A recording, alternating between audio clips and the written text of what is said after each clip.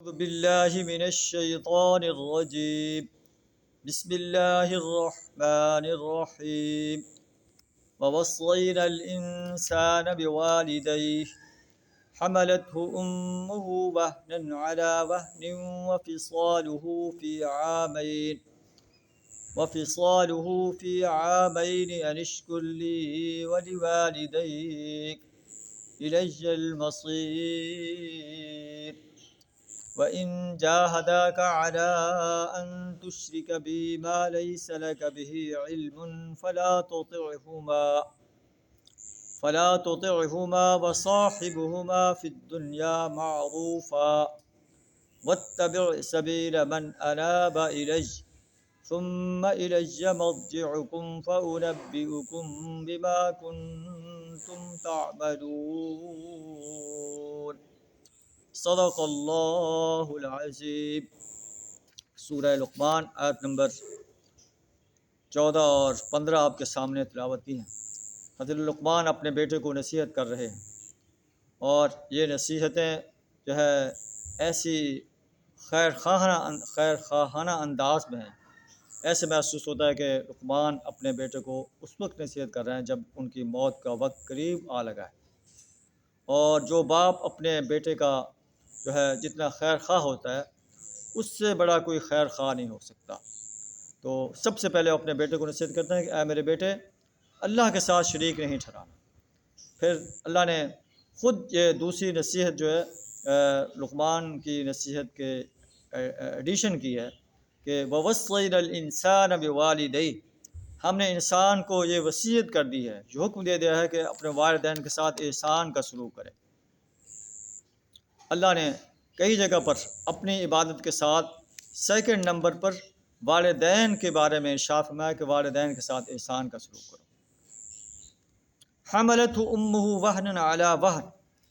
اس کی ماں نے اسے ذوف پر ذوف اٹھا کر، تکلیف پر تکلیف اٹھا کر اپنے پیٹ میں اسے رکھا. وفصالہ فی عامین. اور 2 سال اسے دودھ چھڑانے میں لگے. ان اشکر لی. کہ میرا بھی شکر ادا کر، ولوالدیک. اور اپنے والدین کا بھی. الی المصیر. میری ہی طرف لوٹنا ہے. انسان چاہے جتنا بھی دنیا کے اندر زندہ رہ جائے تو آخر کار لوٹنا اللہ کی طرف ہے. اگر اللہ کے اس آرڈر کو فالو کرے گا، اللہ اس کو اس کا اجر عطا فرمائے گا. اگر نہیں کرے گا تو اللہ کی عدالت میں اس کا حساب دینا پڑے گا. جو اللہ کی بندگی نہیں کرتا، اللہ کے ساتھ شریک ٹھہراتا ہے، والدین کے ساتھ احسان کا سلوک نہیں کرتا، وہ اللہ کی عدالت میں ایک مجرم کی حیثیت سے کھڑا ہوگا، اور اس کا جرم جو ہے اتنا سخت ہے کہ اسے جہنم کی آگ میں ڈال دیا جائے گا. لیکن اس کے ساتھ ساتھ اللہ ارشاد فرما رہا ہے کہ اگر والدین تمہیں اس بات پر مجبور کریں کہ تو میرے ساتھ شریک ٹھہرائے، فلا تطعہما. ان کی اطاعت نہیں کرنی. شرک کے بارے میں والدین کی اطاعت نہیں کرنی. یا اس سے یہ بھی معلوم ہوتا ہے کہ جہاں اللہ کی نافرمانی ہو رہی ہو وہاں نہ والدین کا آرڈر ماننا ہے، نہ کسی آفیسر کا آرڈر ماننا ہے، نہ کسی بادشاہ کا آرڈر ماننا ہے. جو بھی کوئی بڑے سے بڑا آدمی ہے، جہاں وہ اللہ کے آرڈرز کے مقابلے میں آرڈر دے رہا ہے جو اللہ کے آرڈر کی مخالفت میں ہے، اس کے آرڈر کو ماننے سے انسان انکار کر دے، کیونکہ اللہ کی فرمانبرداری جو ہے سب سے بڑی ہے. اللہ فرماتا ہے کہ اگر والدین تمہیں شرک کا حکم دیں، فلا تطعہما. ان کی اطاعت نہ کر، لیکن دنیا میں صاحبہما فی الدنیا معروفا. دنیا میں ان کے ساتھ جو ہے حسن سلوک کرتا رہے.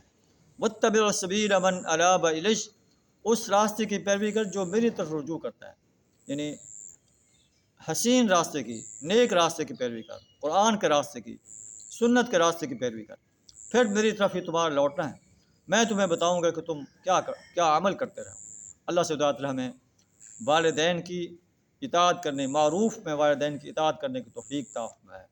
اللہ کی وحدانیت پر سچا ایمان رکھنے کی توفیق عطا فرمائے. وآخر دعوانا الحمد للہ رب العالمین.